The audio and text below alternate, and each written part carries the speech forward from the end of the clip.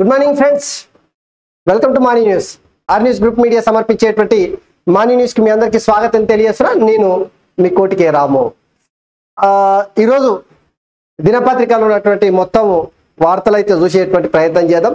So దయచేసి మీరు మర్చిపోకూరి జరా బరాబర్ మన ఆర్ న్యూస్ గ్రూప్ మీడియాని ఖచ్చితంగా కేఆర్ పబ్లిక్ న్యూస్ని సబ్స్క్రైబ్ చేయండి.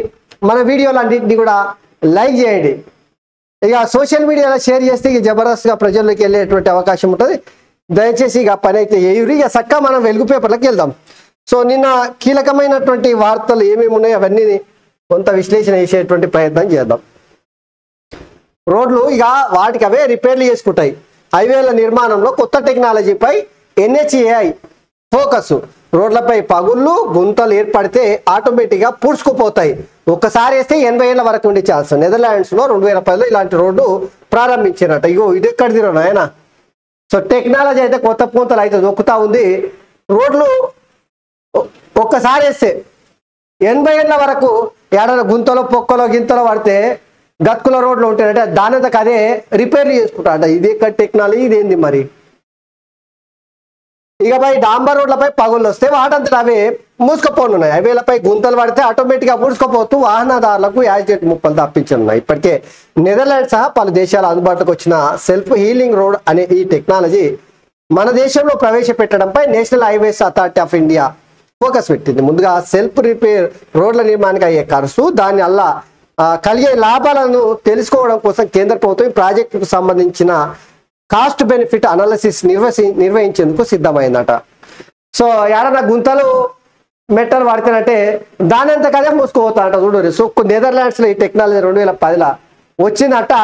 దానికి మన దేశంలో కూడా national Highways Authority of India NHAI అనే సంస్థ, ప్రభుత్వ రంగ సంస్థ, ఇక ఇది ఎంత ఖర్చు అయితే ఎంత లాభం ఉంటుంది, దానివల్ల లాభమా నష్టమా అనే దాని మీద లెక్కలు కడుతుందంట. ఇది రోడ్లకు అవే టెక్నాలజీని, రోడ్లకు అవే రిపేర్లు చేసుకునే టెక్నాలజీ చేసారంట. ఇక ఇది ఇట్లుంటేనంటే కాంగ్రెస్ పార్టీ బరాబర్ ఒకటే ఒక అంశం మీద ఫోకస్ పెట్టింది. బీజేపీ పార్టీ పైన బరాబర్ ఫోకస్ పెట్టింది. బీఆర్ఎస్ని పెద్దగా ఏకపరిస్తలేరు కానీ ఖాళీ బీజేపీనే కాంగ్రెస్ పార్టీ అయితే తెలంగాణ రాష్ట్రంలో గురి పెట్టింది. ఆ గురికి తగ్గట్టే మాటలు తూటాలని పేలుస్తూ ఉన్నాడు మన ముఖ్యమంత్రి రేవంత్ రెడ్డి. నిన్న ఏం జరిగిందో ఒకసారి చూడండి. జగిత్యాల జిల్లా రాజారాంపల్లిలో నిర్వహించిన కాంగ్రెస్ జనజాతర సభలో మాట్లాడుతున్న సీఎం రేవంత్ రెడ్డి. పక్కన పెద్దపల్లి ఎంపీ అభ్యర్థి గడ్డం వంశీకృష్ణ, ఇక ధర్మపురి ఎమ్మెల్యే అడ్లూరి లక్ష్మణ్ కుమార్ ఉన్నాడు. సో ఏమంటున్నాడు ముఖ్యమంత్రి చూడు, బీజేపీకి వేసే ప్రతి ఓటు రిజర్వేషన్లపై వేటు. దేశానికి రాహుల్ ప్రధాని అయితేనే రిజర్వేషన్లు ఉంటాయి. సీఎం రేవంత్ రెడ్డి 2021లో జనగణన ఎందుకు చేయలేదో మోదీ, అమిత్ షా చెప్పాలి. సింగరేణిని ప్రైవేటీకరించే ఆలోచనలో ప్రధాని తెలంగాణకు ఆయన ఇచ్చింది గాడిద గొడ్డు. 10 ఏళ్ల పాలనలో రాష్ట్రానికి బీజేపీ చేసిందేమీ లేదు. బీఆర్ఎస్ సచ్చిన పాము, బీజేపీ అబద్ధాల పుట్ట. పెద్దపల్లి ఎంపీగా వంశీకృష్ణను గెలిపించండి. కొప్పుల ఈశ్వర్ ఈ ప్రాంతానికి ఏమీ చేయలేదు. ఇక ప్రతిపాక రిజర్వాయర్, పాలకుర్తి లిఫ్ట్, 800 మెగావాట్ల పవర్ స్టేషన్ పూర్తి చేస్తాం. నేతకాని కార్పొరేషన్ ఏర్పాటు చేస్తామని హామీ ధర్మపురి కాంగ్రెస్ జనజాతర సభలో ప్రసంగించాడు. సో ముఖ్యమంత్రి రేవంత్ రెడ్డి ఏం చెప్తా ఉన్నాడు, బీజేపీకి వేసే ప్రతి ఓటు రిజర్వేషన్లపై వేటు మనంతకు మనమే షేటు చేసుకున్నట్టు వస్తా ఉంది. బీజేపీ పార్టీకి ఓటు ఏ వద్దంటున్నాడు. ఎందుకు బీజేపీకి వేసే ప్రతి ఓటు SC ST OBC రిజర్వేషన్లపై వేటు లాంటిదని సీఎం రేవంత్ రెడ్డి అన్నారు. ఇప్పుడున్న రిజర్వేషన్లు కావాలంటే కాంగ్రెస్కు ఓటేయాలని, వద్దనుకుంటే బీజేపీకి వేయాలని ప్రజలకు సూచించారు. పెద్దపల్లి లోక్సభ నియోజకవర్గం పరిధిలోని జగిత్యాల జిల్లా వెల్గటూరు మండలం రాజారాంపల్లిలో కాంగ్రెస్ ఎంపీ అభ్యర్థి గడ్డం వంశీకృష్ణకు మద్దతుగా శుక్రవారం నిర్వహించిన జనజాతర సభలో సీఎం రేవంత్ రెడ్డి పాల్గొని మాట్లాడారు. బీజేపీది అబద్ధాల యూనివర్సిటీ, ఇందులో నాయకులు PhDలు చేశారు. పొద్దున లేస్తే తెలంగాణకు ఇది తెచ్చాం అది తెచ్చామని మాట్లాడుతున్నారు.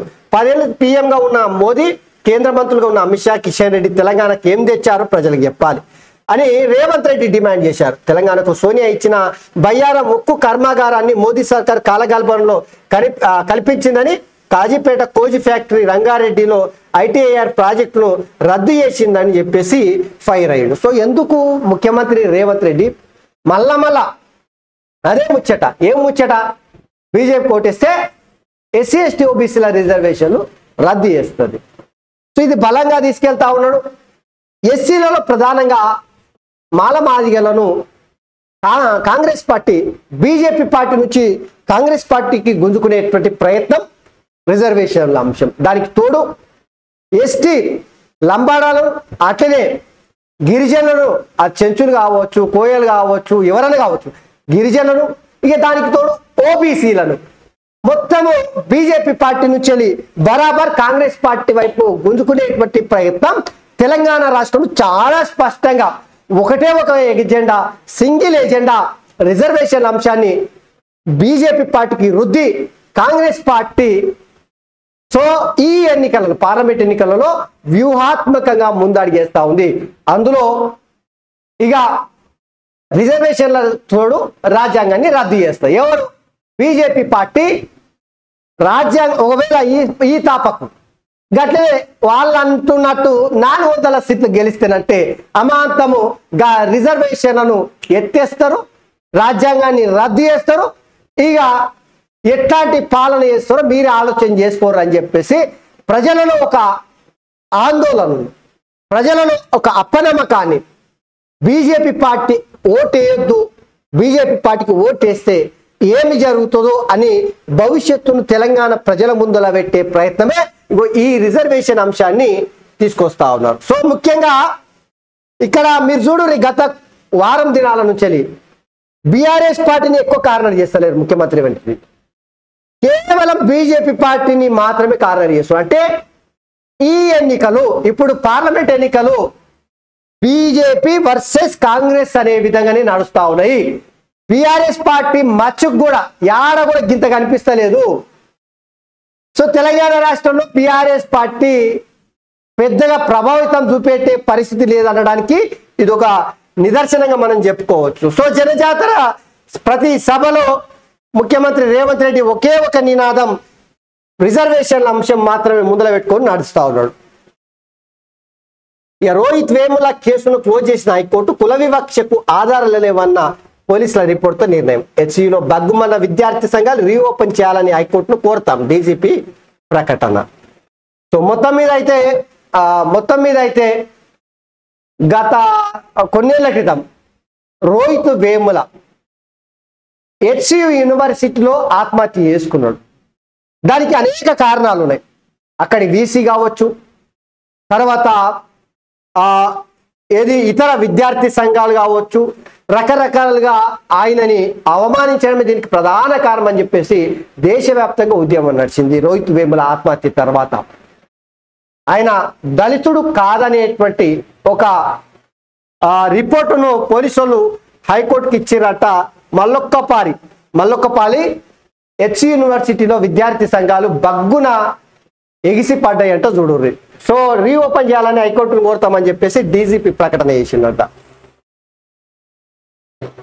ఈ కాజీపేటలో రైల్వే కోచ్ ఫ్యాక్టరీ, బయ్యారంలో ఉక్కు ఫ్యాక్టరీ, హైదరాబాద్కు ఎంఐఎం, ఐటీఐఆర్, పాలమూరు రంగారెడ్డి ప్రాజెక్టులకు జాతీయ హోదా, 23 ప్రత్యేక హామీలతో కాంగ్రెస్ రాష్ట్ర మేనిఫెస్టో రిలీజ్ చేశారు. సో శుక్రవారం గాంధీ భవన్లో మేనిఫెస్టోను విడుదల చేస్తున్న కాంగ్రెస్ రాష్ట్ర వ్యవహారాల ఇన్ఛార్జి దీపదాస్ మున్సి, మంత్రి శ్రీధర్ బాబు. సో పార్లమెంట్ ఎన్నికల వేళ కాంగ్రెస్ పార్టీ అయితే తెలంగాణ రాష్ట్రానికి ప్రత్యేకమైనటువంటి మేనిఫెస్టోను తయారు చేశారు. ఇక అందులో కొన్ని కీలకమైనటువంటివి, ఒకటి ఉక్కు ఫ్యాక్టరీలు, కాజీపేట రైల్వే కోచ్ ఫ్యాక్టరీ, అట్లనే బయ్యారం ఉక్కు ఫ్యాక్టరీతో పాటు ఐటీఐఆర్ ప్రాజెక్టును తెలంగాణకు ఇస్తాము అనేటువంటి అంశాలను ఏది మన కాంగ్రెస్ పార్టీ మేనిఫెస్టోలో అయితే పొందుపరిచారు. 23 ప్రత్యేక హామీలను అయితే ఇందులో పెట్టిరట. ఇక పాలమూరు రంగారెడ్డి ప్రాజెక్టుకు జాతీయ హోదా ఇస్తామని చెప్పేసి, అంటే కాంగ్రెస్ పార్టీ దేశంలో అధికారంలోకి వస్తే ఇవన్నీ ఇస్తామని చెప్పేసి రాష్ట్రానికి ఏమేమి ఇస్తామో వాటినన్నిటిని పొందుపరిచి ఇలా పెట్టారు. కాజీపేటలో రైల్వే కోజు ఫ్యాక్టరీ, బయ్యారంలో ఉక్కు కర్మాగారం, పాలమూరు రంగారెడ్డి ప్రాజెక్టు జాతీయ హోదా, రామగుండం మనుగూరు మధ్య కొత్త రైల్వే లైన్ ఏర్పాటు వంటి హామీలన్నింటినీ నెరవేర్స్తామని కాంగ్రెస్ హామీ ఇచ్చింది.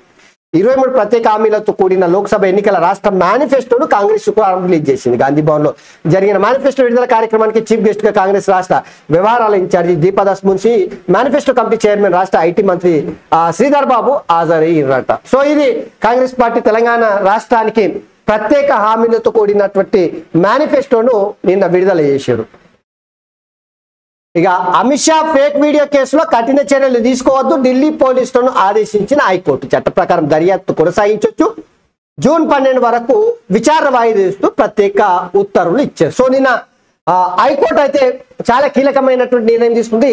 అమిత్ షా రిజర్వేషన్ల అంశానికి సంబంధించి ఏదైతే కాంగ్రెస్ పార్టీ సోషల్ మీడియా పిల్లలు ఫేక్ వీడియోను తయారు చేసారో, ఆ ఫేక్ వీడియో తయారు చేసుట్లా ఎవరైతే ఉన్నారో వాళ్ళని ఇప్పటికే ఎవరు సిసిఎస్ పోలీసులు అరెస్ట్ చేసిరు, జైల్లో కోర్టు ముందర ప్రవేశపెట్టారు. అయితే హైకోర్టులోకి వెళ్ళిన ఈ కేసు అయితే హైకోర్టు దీని మీద ఢిల్లీ పోలీసులకు ఇప్పటికిప్పుడు కఠిన చర్యలు తీసుకోవద్దని చెప్పేసి ఆదేశించింది. 4 వారాల తర్వాత మళ్ళొక పారి దీనిపైన విచారిస్తామని చెప్పేసి వాయిదా వేసింది.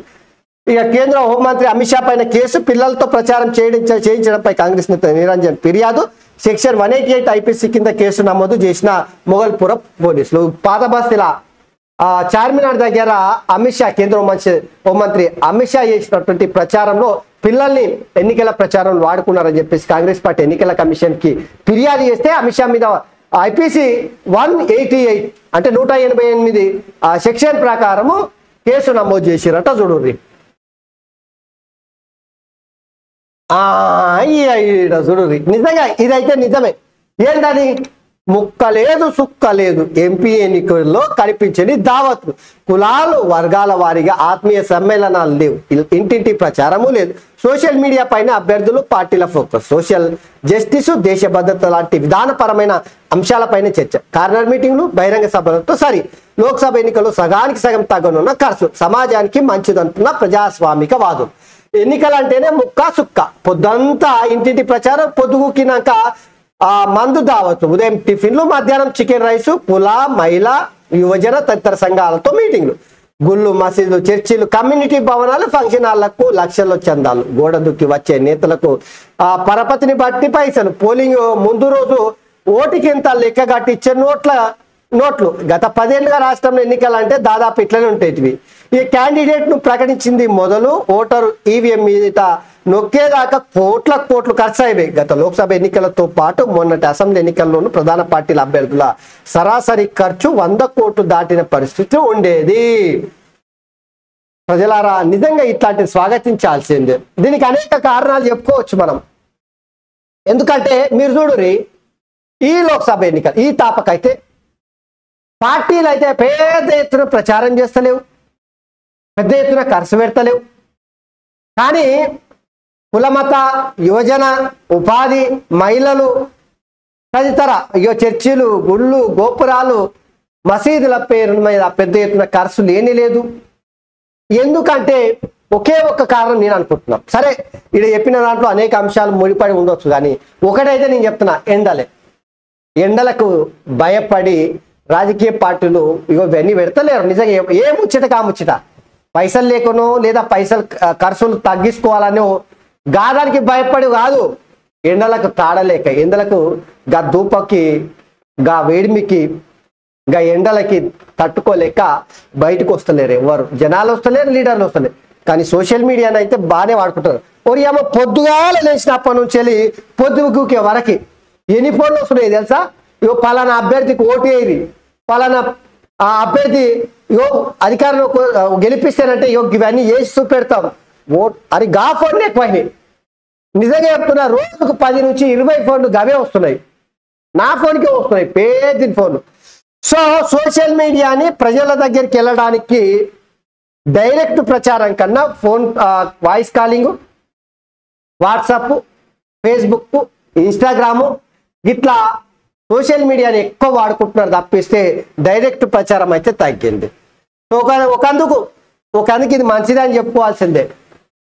సో సామాన్యులు పోటీ చేసే పరిస్థితి రావాలంటే ఈ పైసల ఖర్చు పెట్టుడు తగ్గాలి. అది తగ్గితేనే ప్రజాస్వామ్యం పరిడ వెళ్ళిపోతుంది. ఇక లేకపోతే అడ్డదారిన సంపాదించుకొచ్చిన పైసలు తీసుకొస్తారు, ప్రజల మీద గుమ్మరిస్తారు, గెలిచేటోడు గెలుస్తాడు, పదవులు పొందేటోడు పదవులు పొందుతాడు.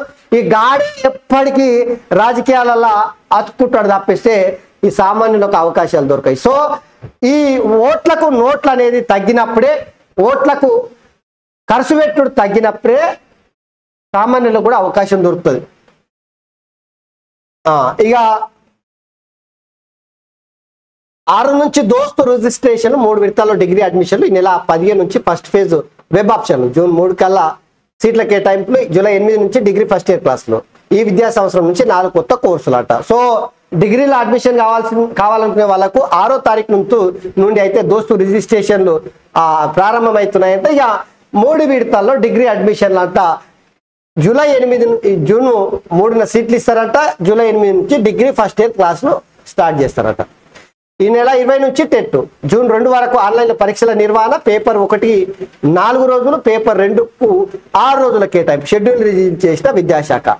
ఇక బీఆర్ఎస్ ఎమ్మెల్సీ విఠల్ ఎన్నిక చెల్లదు, తీర్పు వెలువరించిన హైకోర్టు. తన సంతకం పోర్జరీ చేశారని రాజేశ్వరరెడ్డి పిటిషన్ విచారించిన హైకోర్టు విఠల్ సభ్యత్వం రద్దు చేస్తూ ఉత్తర్వులు, అప్పీల్కు 4 వారాల గడువు. ఇక పుండు మీద కారం జల్లినట్టు మళ్ళొకపారి బీఆర్ఎస్ పార్టీకి గట్టి ఎదురు దెబ్బ హైకోర్టులో తగిలింది. ఏమైంది? బీఆర్ఎస్ ఎమ్మెల్సీ విఠల్ ఎన్నిక చెల్లదని చెప్పేసి హైకోర్టు తీర్పునిచ్చిందంట. అప్పీల్కు 4 వారాల గడువు ఇచ్చారు. దీనికి సంబంధించి తన సంతకం పోర్జరీ చేసిందని చెప్పేసి రాజేశ్వరరెడ్డి పిటిషన్ ఇస్తే హైకోర్టు గిట్ల తీర్పునిచ్చింది. సో ఇవి ప్రధానంగా ఈరోజు వెలుగు పేపర్లు ఉన్నప్పటి. ఇక మన ఆంధ్రజ్యోతి పేపర్లో చూద్దాం ఒకసారి. ప్రజ్వల్ బాధితురాలి కిడ్నాప్, ఆమె కుమారుడి ఫిర్యాదుతో రేవన్న ప్రజలపై కిడ్నాప్ కేసు నమోదు, సిఐడిని ఆశ్రయించిన మరో బాధితురాలు గన్తో బెదిరించి లైంగిక దాడి చేసినట్టు ఫిర్యాదు, రేవన్న భార్య భవానీకి సిట్ నోటీసులు, రేవన్న ముందస్తు బెయిల్ పిటిషన్ విచారణ నేటికి వాయిదా. ఇగో ఇది కర్ణాటకలో అయితే పెను సంచలనంగా మారుతా ఉంది. సో ప్రజ్వల్ రేవన్న బాధితురాలి కిడ్నాప్ చేసిన అనేటువంటి ఒక ఆశ్చర్యార్థకంతో కూడినటువంటి వార్త ఇక్కడ చూడొచ్చు. ఎందుకంటే కర్ణాటక రాష్ట్రంలో జేడిఎస్ బీజేపీ పొత్తు పైన బగబగ మండిపోతున్నారు ఇప్పుడు. ఎందుకంటే రేపిస్ట్ అయినటువంటి ప్రజ్వల్ రేవన్న అనేటువంటి ప్రచారం పెద్ద ఎత్తున జరుగుతూ ఉంది. వాళ్ళ తండ్రి రేవన్నను కూడా పోలీసులు ఇప్పటికే అరెస్ట్ చేసినట్టు ఉన్నారు. సో మొత్తం మీద అయితే కర్ణాటక రాష్ట్ర రాజకీయాల్లో పెను ప్రకంపనలు అయితే ఈ ప్రజ్వల్ రేవన్న అంశం పైన జరుగుతూ ఉంది. అక్కడ రాష్ట్ర రాజకీయాలు అయితే కాంగ్రెస్ పార్టీ పెద్ద ఎత్తున ఈ కేసును వాడుకుంటా ఉంది. సో బీజేపీ పార్టీ గట్టి ఎదురుదెబ్బ అని చెప్పొచ్చు. అక్కడ రోహిత్ కేసులో నిందితుల క్లీన్ చిట్, అతడు దళితుడు కాదని పోలీసుల నివేదిక, అతని ఆత్మహత్యకు ఎవరు కారణం కాదు, తన కుల ధృవీకరణ పత్రం సరైనది కాదని తెలిసిపోతున్న ఆత్మహత్య చేసుకొని ఉండొచ్చు, హైకోర్టుకు ఇచ్చిన క్లోజర్ రిపోర్ట్లు వెల్లడి, బగ్గుమన్న విద్యార్థులు హెచ్సిలో నిరసన. నాటి వీసీ అప్పారావు, ఎన్ రామచంద్రరావు ఏబీపీ నేతల పిటిషన్పై ముగిసిన విచారణ, పోలీసుల నిర్ణయంపై ఏకీభవించని వారు ట్రయల్ కోర్టులో సవాల్ చేసుకోవచ్చన్నారు జడ్జి. పునర్విచారణకు అనుమతి కోరుతూ త్వరలో కోర్టులో పిటిషన్ వేస్తామని చెప్పేసి డీజీపీ రవి గుప్తా నిన్న వెల్లడించింది. అయితే రోహిత్ వేముల దళితుడు కాదనేటువంటి ఏదైతే ప్రధానంగా ఇందులో పోలీసులు ఇచ్చిన రిపోర్ట్ ఉందో, సో దళితుడు కాదు అనేది ప్రజలకు తెలుస్తుంది, విద్యార్థులకు తెలుస్తుంది కాబట్టి ఆ అవమానం భరించలేక ఆత్మహత్య చేసుకున్నాడని ప్రధానంగా ఆ రిపోర్ట్లో కోర్టు వెల్లడించిన రిపోర్ట్లో పొందుపరిచారు. సో మళ్ళొక్కపారి అయితే హెచ్సిలో బగ్గున మండింది విద్యార్థి సంఘాలు. గవర్నర్ లైంగిక వేధించారు. బెంగాల్ గవర్నర్ బోస్పై రాజ్భవన్లో పనిచేసే కాంట్రాక్ట్ ఉద్యోగిని ఫిర్యాదు, తీవ్రంగా ఖండిస్తూ రాజ్భవన్ ట్వీట్, నాపై మరో కుట్రకు తెరలేపారు, తదుపరి బుల్లెట్ల కోసం ఎదురు చూస్తున్నారు, దయచేసి కాల్చండి గవర్నర్ బోస్. ఆర్థిక మంత్రి చంద్రిమ, పోలీసులకు రాజ్భవన్లోకి ప్రవేశం నిషేధం, ఉత్తర్వులు జారీ చేసిన గవర్నర్. ఓరియావ పశ్చిమ బెంగాల్ గవర్నర్ పైన లైంగిక వేధింపుల అంశము బయటకు వచ్చిందట. చూడరి, రాజ్భవన్ లో పనిచేసే కాంట్రాక్ట్ ఉద్యోగిని కేసు పెట్టిందట. ఈ అమిత్ షా ఫేక్ వీడియో కేసులో నిందితులపై కఠిన చర్యలు వద్దు, ఢిల్లీ పోలీసులకు హైకోర్టు ఆదేశం, విచారణ 12కు వాయిదా. ఇది చూసినాగా ఇందాకనే. ఈ గాడిదగూడు పాలనే తెలంగాణలో రేవంత్ సర్కార్ చేస్తున్నది అదే.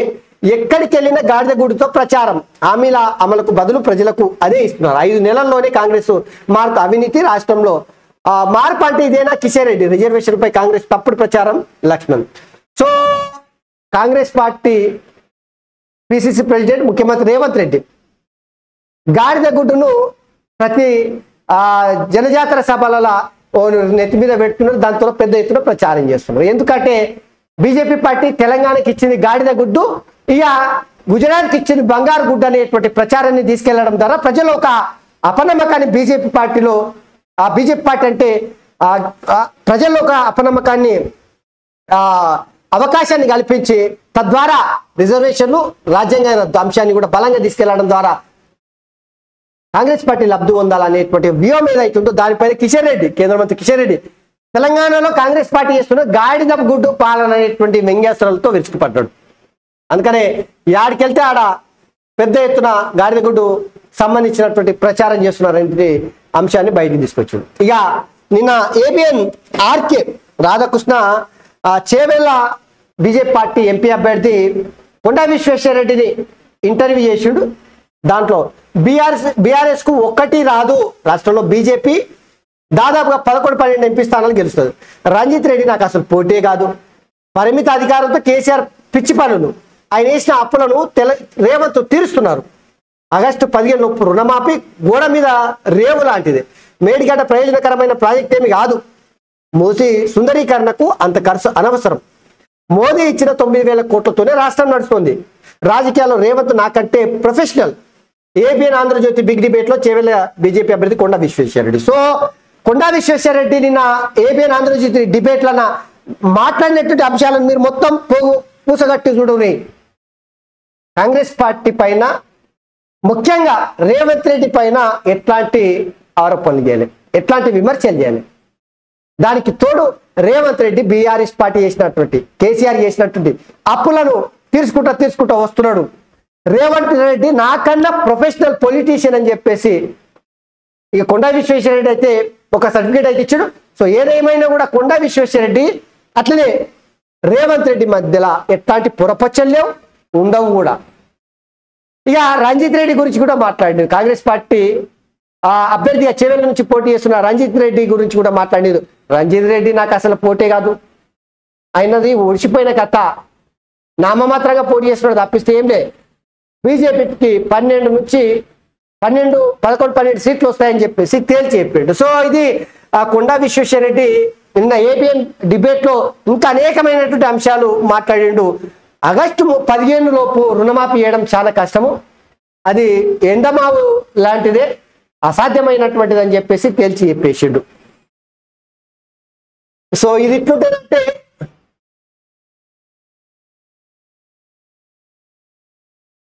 మోదీ శాలను ఓడిస్తాం, తెలంగాణ ఏర్పాటును ప్రధాని పార్లమెంటు సాక్షిగా అవమానించిండని చెప్పేసి ఇప్పుడు తెలంగాణలో ఓట్లు ఎలా అడుగుతారు? గుజరాతీలే మనుషుల, మనం కాదా? గుజరాత్కు అనేక ప్రాజెక్టులు, భారీ నిధులు, తెలంగాణకు ఏవి ఇవ్వరు, పైగా రద్దు చేస్తారు. బీజేపీ నేతలు నోరు తెరిస్తే అబద్ధాలే, బీజేపీకి వేసే ప్రతి ఓటు రిజర్వేషన్ల రద్దు కేసినట్టే.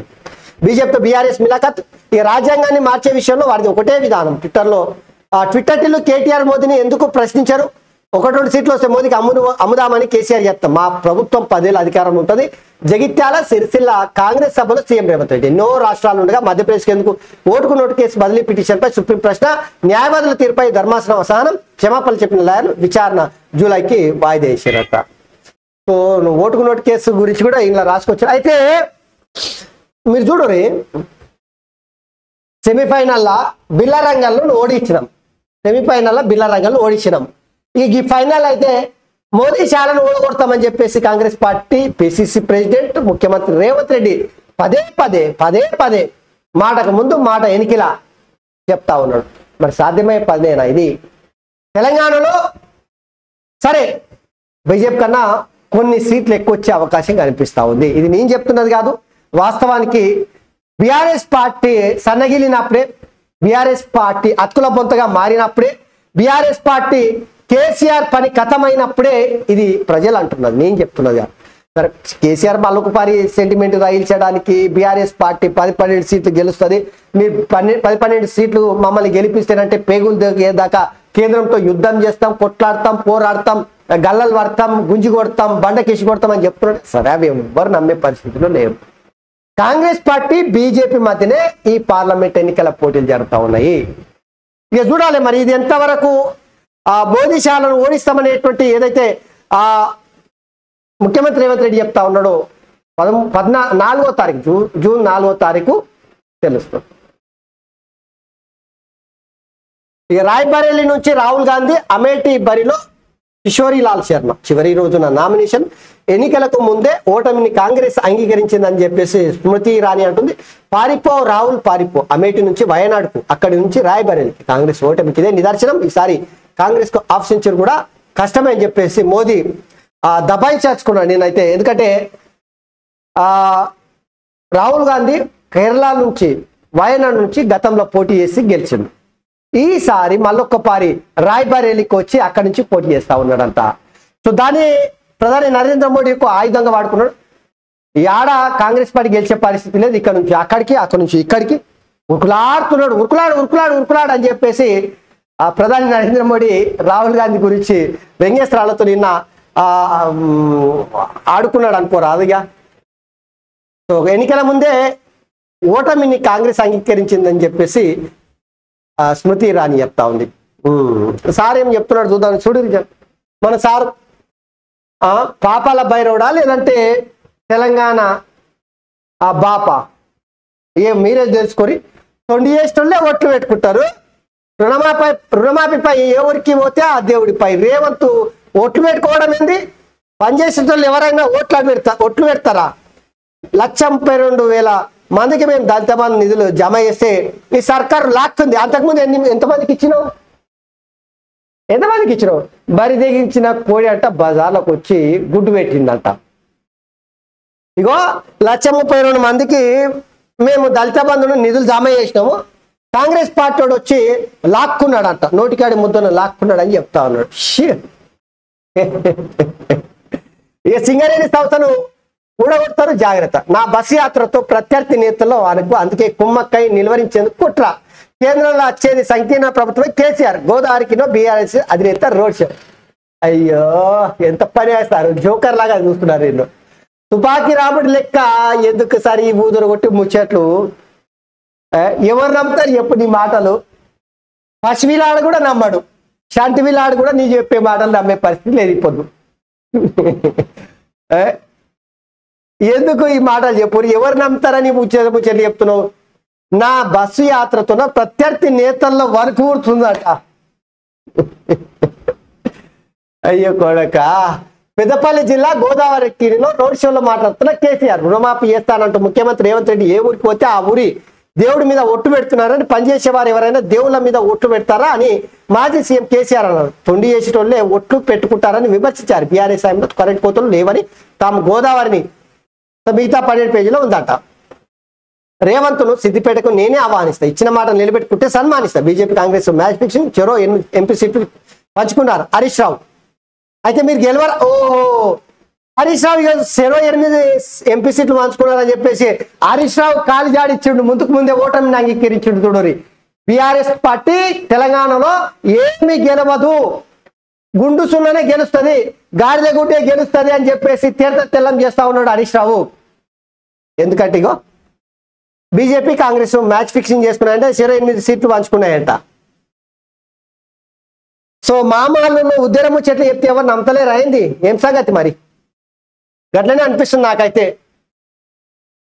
సో ఏది ఏమైనా కూడా కేసీఆర్ చెప్పే మాటలు అయితే ఎవరికి నమ్మతలేరు.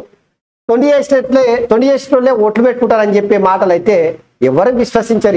ఎవరు నమ్ముతారు చెప్పు కేసీఆర్ చెప్పే మాటలు?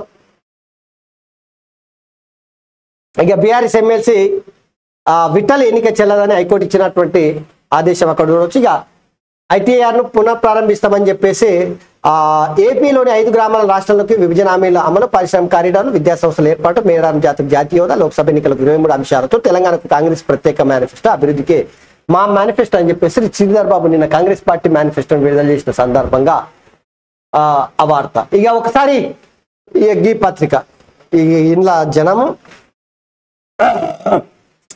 అయిపోయారు.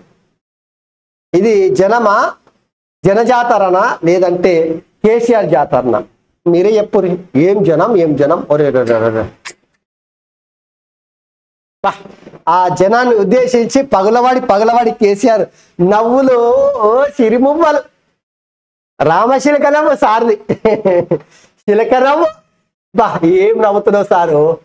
గోదావరి తీరులో శుక్రవారం జరిగిన రోడ్ షోలో జనసందేహాన్ని ఉద్దేశించి మాట్లాడుతున్న బీఆర్ఎస్ అధినేత కేసీఆర్. చిత్రంలో పెద్దపల్లి బీఆర్ఎస్ ఎంపీ అభ్యర్థి కొప్పుల ఈశ్వర్. ఆ శిలకనవ్వు ఎన్నికల విచిత్రమైనటువంటి కుట్రలు కుతంత్రాలు విషయం ఏం మామూలు అయితే ఓ పెద్ద మనిషి జాతిపిత మరి గా మాత్రం ఉండాలి కదా.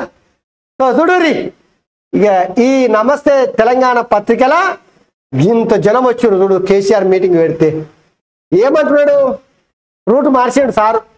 ఇక 2 దినాలు ఈసీ ఎలక్షన్ కమిషన్ సార్ ప్రచారాన్ని నోరు మూసేస్తేనంటే ఇక ప్రచార అస్త్రాలను మార్చిండు. ఇక ఇప్పుడు ఆదాని బొగ్గుతో సింగరేణి బుగ్గి అట. నీ బిడ్డ బుగ్గి వేసింది ఎప్పుడు. ఆదాని బొగ్గుతోనే సింగరేణి బుగ్గి వేస్తాడు. నీ బిడ్డనే బుగ్గి వేసింది ఎప్పుడు. సింగరేణిని చెరబట్టినందుకే సింగరేణి బెల్ట్ ప్రాంతాల్లో సింగరేణి పరివాహక ప్రాంతాలలో ఉన్నాయి జనాలు చెప్పు తీసుకొని కొట్టిరు అనుకోరాదు. చెంప చెల్లు అనే విధంగా గెలిస్తేగా అసలు. ఇప్పుడు మళ్ళొక్క పాలు ఏం చేస్తున్నారు, ఇయ్యో సార్ చెప్పే ముచ్చట్లు ఆదాని అంట బొగ్గుతోన్న సింగరేణి బుగ్గి వేస్తాడట. మీరు వేసింది సారు. జనాలు నమ్మరు. ఎన్ని కైకట్టు మాటలు చేసినా, ఎన్ని కనికట్టు విద్యలతోన ప్రజల్ని ముంచాలని చూసినా ప్రజలు నమ్మే పరిస్థితుల్లో లేదు. తెలివల్ల ప్రజలు తెలంగాణ జనం చూడురి. బడే బాయ్ చోటే బాయ్ కలిసి భారీ కుట్ర. కార్మికులారా జనభద్రం. ఇక అవన్నీ ఓడిచిపోయిన కథలు. ఇవన్నీ చెప్పిన మాటలు చెప్తున్నట్టు వినేటోళ్ళు ఎవరు లేరు. ఇడ ఓడిచిపోయిన కథలు. ఎక్కువ ధర కాదని బొగ్గు కొనాలి ప్రధానమంత్రి అదే ఆదానిని దావోస్లో కలిసి ఓడిచిపోయిన కథలనైనా పాత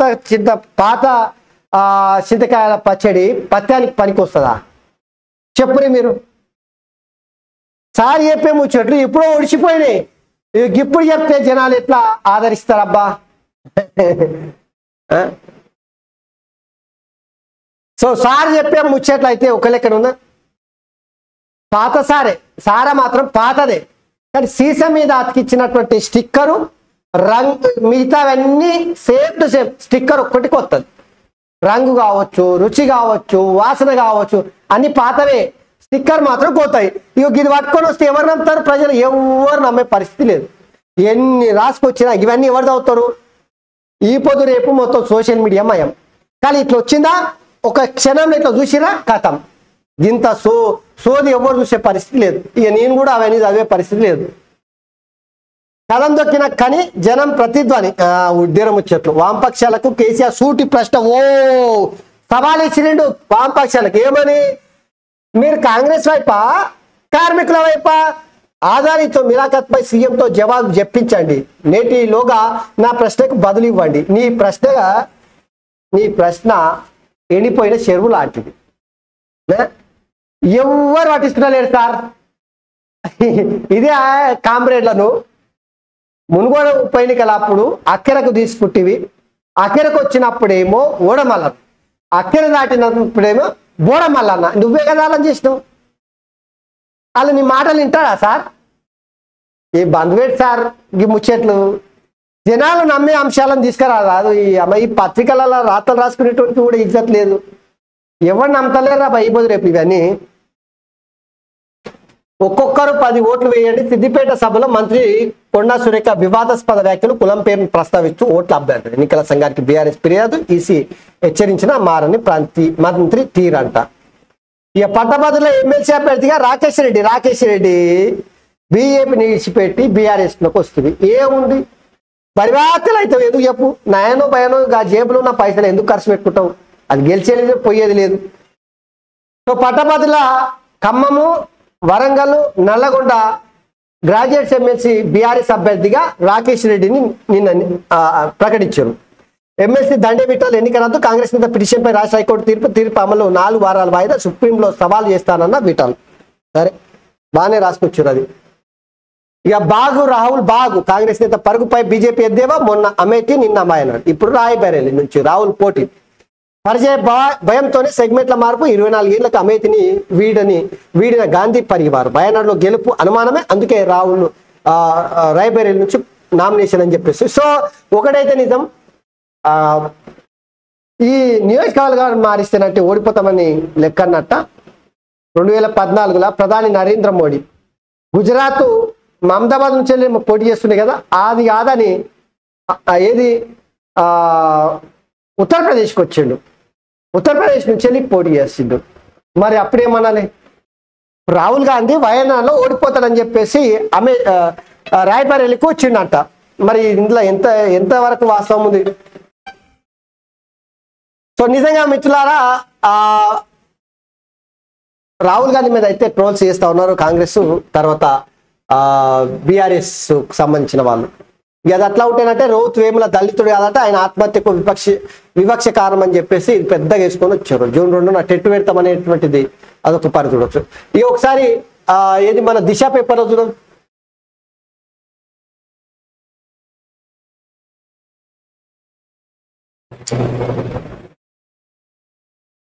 ఇరవై నుంచి టెట్ అనేది అదో వార్త, దోస్తు నోటిఫికేషన్ రిలీజ్ అని. ఇక 400 ఎకరాలు ప్రభుత్వాన్ని స్పష్టం చేసిన సుప్రీంకోర్టు.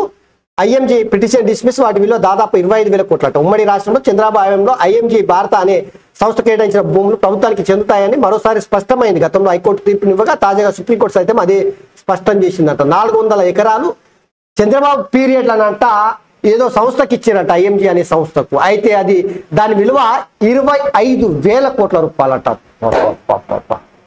హైకోర్టు తర్వాత సుప్రీంకోర్టు ఒకే రకమైనటువంటి తీర్పుని ఇచ్చేసినాయి. ఇక వచ్చే వారం నష్టపరిహారం ఇప్పటికే పర్మిషన్ ఇచ్చినేసి వ్యవసాయ శాఖ నుంచి వివరాల సేకరణ. సో రైతులు అకాల వర్షాల మూలంగా వడగళ్ల వానకు తర్వాత గాలి వానలకు నష్టపోయినటువంటి వాళ్ళకు వచ్చే వారం పైసలు ఇస్తారంట రాష్ట్ర సర్కారు. ఎస్, ప్రభాకర్ రావుకు రెడ్ కార్నర్ నోటీసు జారీ చేసేందుకు పోలీసుల సన్నాహాలు. అరెస్టుకు అనుమతి ఇవ్వాలని నాంపల్లి కోర్టుకు రిక్వెస్ట్. ఐపీసీ సెక్షన్ 73 కింద వారెంట్ ఇవ్వాలని విజ్ఞప్తి. 4 నెలలుగా ఆయన అమెరికాలోనే, ఇక్కడికి రప్పించేందుకు కసరత్తు ప్రారంభం. ఫోన్ ట్యాపింగ్ కేసులో ఏవన్ ఆయననంట ప్రభాకర్ రావుని గల్లబట్టి గుంజుకరావాల్సిందే. కేసీఆర్ కులపోడు ప్రభుత్వం మారినెంబడే తిరిల పడ్డెంబడే చెక్ వేసిండు. ఎక్కడికి? అమెరికాకి చెక్ వేసాడు. ఇక ఆడపోయి ఇప్పుడు నాకు రోగం వచ్చింది, ఆ రోగంని నయం చేసుకోనికే ఇక దవాఖానలో పడుకున్నా, నాకు మందు బిల్లలు ఇస్తున్నారు, ట్రీట్మెంట్ చేస్తున్నారు, ఈ రోగం తగ్గినాక వస్తా, నేనేం తప్పు చేయలేదు, ఓ గి ముచ్చట చెప్పుకుంటా కాలయాపన చేసుకుంటాడు. వస్తానంటే గల్ల పట్టుకోతారు, తీసుకొని కోర్టులో ప్రవేశపెడతారు, జైల్లో పడేస్తారు. భయపడుతున్నాడు చేసిన పనికి. ఏం మంచి పని, ఎంతో మంచి రామసక్క పని చేసి ఒప్పో ప్రభాకర్ రావు. ఈ పని 60 అమ్మ మీకు పోలీసు ఉద్యోగం ఇస్తే కులపోడు ఉంటే ఏదైనా చేస్తారా? ఇప్పుడు ఊసలు లెక్క పెట్టి తప్పదు. ఇక రెడ్ కార్నర్ నోటీసులు ఇచ్చి ఇవ్వబోతున్నారట చూడూరి. చేసిన రామసక్కన్ పనికి మళ్ళా ఆ ఫోన్ ట్యాపింగ్ కేసుకు సంబంధించిన పూర్తి సమాచారాన్ని, హార్డ్ డిస్క్, సాఫ్ట్వేర్లు, వివిధ పరికరాల మొత్తం డ్యామేజ్ చేసారట, మూసి నదిలేసారట. కథనం బాగుంది. ఇక రిజర్వేషన్ల రద్దుకు కేసీఆర్ మద్దతు. ఇక్కడి కారు ఢిల్లీకి పోతే కమలమవుతుంది. మా ప్రభుత్వాన్ని ఎవడు కదిలించలేడు, 10 ఏళ్ల కాంగ్రెస్దే అధికారం. రేవంత్ రెడ్డి తెలంగాణకు 23 ప్రత్యేక హామీలు. రాజ్యాంగాన్ని మార్చే ఆలోచనలో మోడీ కేసీఆర్ది ఒకే విధానం అని చెప్పేసి ఇక్కడ చూడొచ్చు మనం. సో రాహుల్ గాంధీ ఇక్కడ నామినేషన్ చేసేటువంటి వీడియో ఫోటో కూడా చూడవచ్చు. 5 Congress social media warriors arrest, bail. Amit Shah fake video case విషయంలో ఇక రాయ్బరేలీ బరిలో రాహుల్ గాంధీ. మళ్ళీ వచ్చేది బీఆర్ఎస్ రాజ్యమే. కాంగ్రెస్ ప్రభుత్వం ఎక్కువ కాలం ఉండదు. నా గొంతు నొక్కేందుకు నిషేధం విధించారు. నన్ను నువ్వు మాట్లాడిన రామసక్కని మాటలకు కాదా?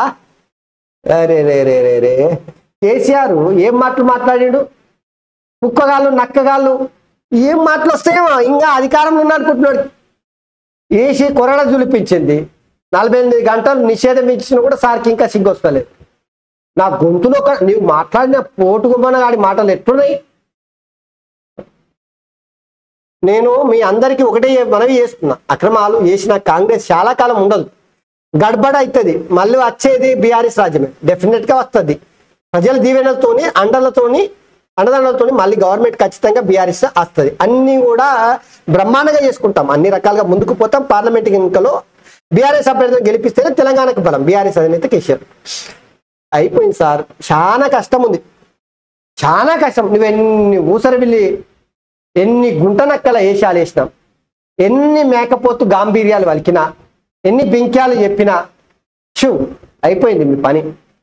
తెలంగాణలో మీ పని ఖతమైపోయింది. వస్తే ఒకటి లేదంటే నీళ్లు. బీఆర్ఎస్ ఎమ్మెల్సీ అభ్యర్థిగా రాకేష్ రెడ్డి ప్రకటించిన పార్టీ అధినేత కేసీఆర్. ఎమ్మెల్సీ దండే విటల్ ఎన్నిక చెల్లదనేటువంటి వార్త అది చూడొచ్చుగా. ప్రతి నెల పింఛన్ ఇస్తున్నామని మామిడి హరికృష్ణ చెప్తా ఉన్నాడు. నేరుగా విచారణకు హాజరవుతా అని చెప్పేసి ఫిజికల్ అపియరెన్స్ పర్మిషన్ ఇవ్వండి రౌసేవిని కోర్టు కవిత అప్లికేషన్ పెట్టిందట. భోపాల్ హైకోర్టుకే ఎందుకు మార్చాలి, అవుట్కు నేర్చుకొస్తే supreme court judge Jagadish Reddy petition పై బెంచ్ ఆగ్రహమట. ఇక బెంగాల్ గవర్నరు లైంగిక వేధించాడు, పోలీసులకు రాజ్భవన్ మహిళా సిబ్బంది కంప్లైంట్ చేసింది. ఇక సీఎం పదవిపై రేవంత్ కు బెంగ. కాంగ్రెస్ అభ్యర్థి గెలవకుంటే సీటుకి ఎసరు వస్తుందని భయం. 1927లోని రిజర్వేషన్లపై సైమన్ కమిషన్ రిపోర్ట్. హామీలు నెరవేర్చలేకే రిజర్వేషన్లు రద్దు అంటూ అబద్ధ ప్రచారాలు.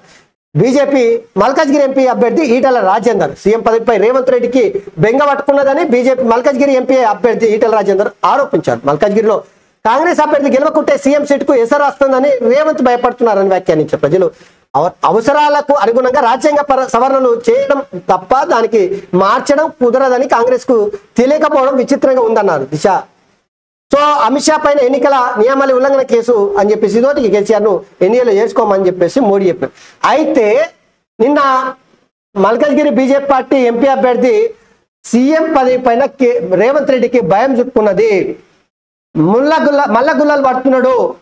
మల్కాజ్గిరిలో ఎంపీగా ఉన్నటువంటి సీఎం రేవంత్ రెడ్డి, ఎంపీగా గెలిచినటువంటి సీఎం రేవంత్ రెడ్డి ఆ ఎంపీ స్థానాన్ని బీజేపీ పార్టీ గెలుచుకుంటున్నట్టే నా సీఎం సీట్కి ఎసరు వస్తుందని భయపడుతున్నాడని చెప్పేసి ఈటెల రాజేందర్ నిన్న చెప్తా ఉన్నా. అయితే మల్కాజ్గిరిలో ఈటెల రాజేందర్ గెలుస్తున్నాడంట.